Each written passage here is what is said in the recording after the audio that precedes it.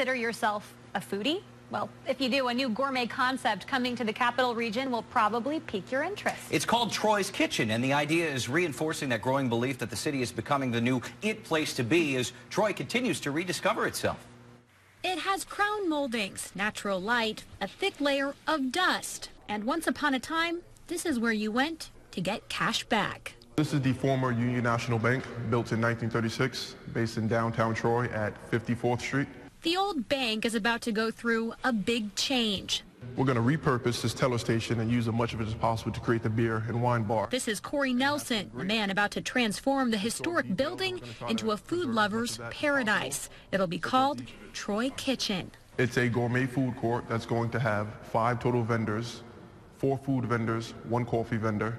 2 are going to be from New York City, and the other 3 are going to be local food entrepreneurs that are looking to get their start in the food industry. The story of how he got here is as interesting as the concept itself. Nelson has only lived in the capital region 2 years. He's originally from Brooklyn, New York. He left to attend school in D.C., and when he returned home afterwards, he says Brooklyn was just not the same. So I was looking for a town with opportunity, heard about Troy. Moved up here, didn't know a single soul. About a year after moving to Troy, ironically, Nelson says people began comparing the city to his hometown. In March, the New York Times described Troy as the town reinventing itself.